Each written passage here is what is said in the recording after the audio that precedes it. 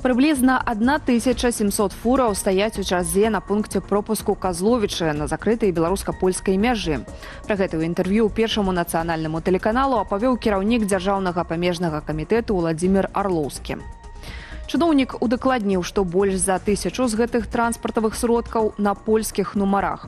Усе яны зарэгістраваныя ў электроннай чарзе і не здолелі перабудаваць лагістыкі за некалькі дзён да закрыцця пунктаў пропуску.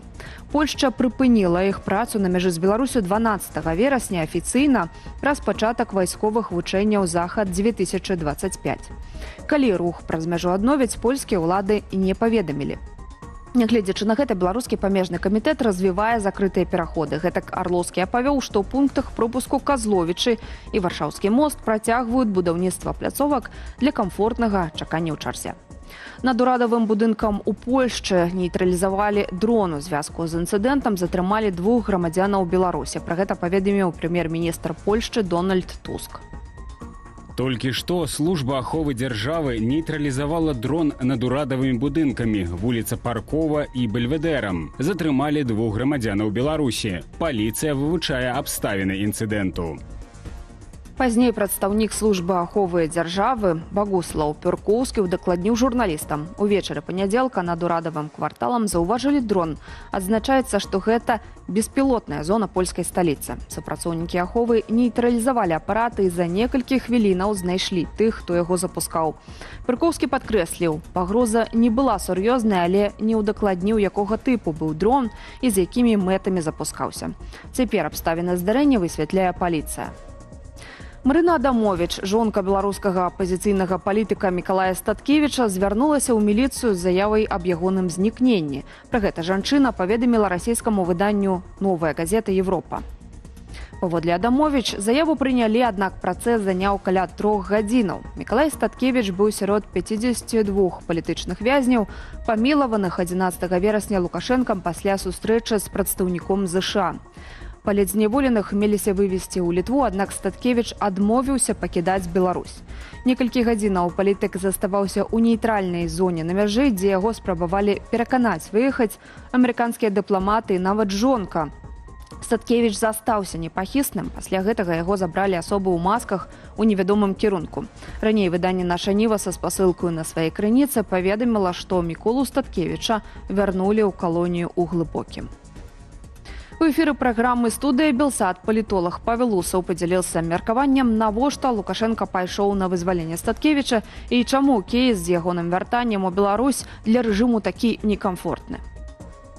Магчыма, разлічваў на тое, што Статкевіч выйдзе за мяжу і створыць унутраную напружанасць, малую вайну ў межах апазіцыйных структур за лідарства, але мы бачым, што план тут гэты не спрацаваў і, магчыма, сітуацыя будзе агульна на сённяшні дзень развівацца не так аптымістычна, то бок, магчыма, я не выключаю гэтага, працэс вызвалення палітычных вязняў можа быць пастаўлены на паузу, бо Лукашенка не патрэбны гэтыя нечаканасці, непрыемныя. Ізраільскія войскі пачалі наземны наступ на горад Газа. Уначы пра гэта паведамілі ізраільскія і арабскія медыі, а таксама амерыканскае выданне «Аксіос». Сёння інфармацыю пра пачатак аперацыі пацвердзіў міністр абароны Ізраілю Ісраэл Кац. Газа ў агні. Цагаль жалезным кулаком наносіць удар па тэрарыстычнай інфраструктуры, а салдаты доблесна змагаюцца, ствараючы ўмовы для вызвалення закладнікаў і разгрому Хамасу. Мы не адступім і не паслабім ціску, пакуль нашая місія не будзе завершаная. У выходны Ізраіль узмацніў авіаудары па анклаве, наносячы іх па шматпавярховых будынках, якія, на думку Цагалю, выкарыстоўваліся Хамасам у ваенных мэтах. Наземны наступ Ізраілю пачаўся пасля сустрэчы прэм'ер-міністра Беньяміна Нетаньяху з дзяржаўным сакратаром ЗША Марка Рубіо. Раней армія абароны Ізраілю заклікала палестынцаў эвакуявацца з Газы на поўдзень. Прыблізна 300 000 чалавек пакінулі горад. Міжнародная арганізацыя, аднак, выказваюць сур'ёзную занепакоенасць гуманітарнай сітуацыі. У горадзе застаюцца тысячы мірных жыхароў, а новыя і інтэнсіўныя баявыя дзеянні робяць эвакуацыю амаль немагчымую.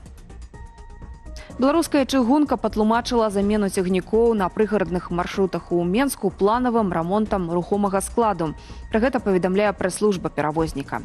З 15 верасня ў Заслаўе, Рудзенск і Чырвоны Сцяг замест швейцарскіх электравікоў «Штадлер» пачалі хадзіць старыя савецкія тыпу ЭР-9. На мінулым тыдні з'явілася інфармацыя, што два падлеткі прабраліся ў дэпо і пашкодзілі кабіну аднаго са «Штадлераў». Шкоду ацанілі на больш як 50 000 рублёў. У жніўні ў беларускай чыгунцы паведамілі, што вядуцца перамовы пра куплю ў швейцарскай вытворцы 65 новых электравікоў. У галоўным офісе кампаніі пацвердзілі факт перамоваў, аднак падкрэслілі, што кантракту не падпісалі, а «Штадлер» выконвае санкцыі супраць Беларусі.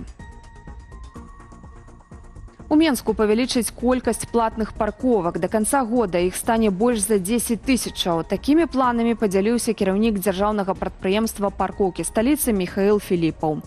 Цяпер у сталіцы крыху больш за 6 000 платных парковачных месцаў. У перспектыве лік хочуць давесці до 20 000. Ужо цяпер гатовая дакументацыя для пераводу ў платны рэжым адкрытых парковак на вуліцах Даўгабродская, Мяснікова і Няміга. За аплатаю будуць сачыць не толькі работнікі прадпрыемства, але і з дапамогаю спецыяльнага аўтамабіля, абсталяванага сістэмаю кантролю. Таксама на платных паркоўках будуць усталяваныя камеры з аналізатарамі. Штрафы будуць налічваць аўтаматычна. Савет міністраў перагледзеў нормы выдаткаў на харчаванне ў школах і дзіцячых садках. Адпаведную пастанову апублікавалі на афіцыйным прававым партале. Урад у пачатку кожнага навучальнага года карэктуе гэтыя нормы. Сёлета цэны павялічылі ў сярэднім на 5%. Выдаткі на ежу для школьнікаў і малых вар'ююцца ў залежнасці ад веку і тыпу навучальнай установы. Да прыкладу, абед вучняў малодшых класаў 6-10 гадоў будзе каштаваць 4 рублі 81 копейку, а старшакласнікаў 5 рублёў 67 копеек. Польская жабка, прыбытак і крокавая даступнасць, айчынны Белкапсаюз, страты і пустыя паліцы. Лукашенко дае 4 месяцы, каб перазапусціць вясковы гандаль. Ці выратуюць вёску старыя рэцэпты, сацыяльная абавязалаўка для сетак і аўтакрамы. Журналіст сайту Белсат.eu Макар Мыш шукае не толькі праблемы, але і працоўныя развязанні. Лукашенко даручыў да 1 студзеня стварыць, цытата, эфектыўную сістэму гандлю ў сельскай мясцовасці. У райцэнтрах вялікія гандлёвыя цэнтры, у аграгарадках меншыя крамы, у вёсках стацыянарныя пункты плюс развазны гандаль. Буйныя сеткі прапануюць прыцягнуць у неперспектыўныя вёскі як сацыяльную нагрузку. Маеш прыбытак у сталіцы, абслугоўвай сёлы. Але факты у партыя рэч. Белкапсаюз, што жыве на бюджэтных уліваннях, паказаў страту каля 33 мільёнаў рублёў, пры тым, што ягонае кіраўніцтва атрымлівае заробкі вышэйшыя за міністэрскія. Крамаў у вёсках за 5 гадоў паменшала на 1,5%. Штогод знікае да 250 крамаў. Рэнтабельнасць у гандлі ўсяго 2-3%. Амаль траціна арганізацыяў стратная, бо цэны рэгулююць уручную. Чаму не працуе? Эканамістка цэнтру Бэррок Анастасія Лузгіна паказвае на дзве ключавыя прычыны. Дэмаграфія. Людзі з'язджаюць, попыт падае. І перарэгуляванне. Малы бізнес не ідзе ў вёску, нізкія даходы плюс жорсткі кантроль за цэнамі. Чаму Белкапсаюз не ратуе? Цэнтральна вызначаны асартымент не адпавядае рэальным патрэбам, а сеткі не ідуць у малыя паселішчы, бо там няма аб'ёмаў. У Польшы гэтую нішу закрывае жабка. Дробныя, блізкадаступныя крамы з патрэбным мінімумам. У нас такога фармату фактычна няма. А вось, чтоб дапамагло выправіць гэтую сітуацыю, чытайце ў вялікім матэрыяле Макара Мыша. Гэта ўсе навіны ў кароткім аглядзе. Падсумаванне інфармацыйнай карціны дня глядзіце о 19:00 у аб'ектыве і студыі Белсат. Заставайцеся з намі.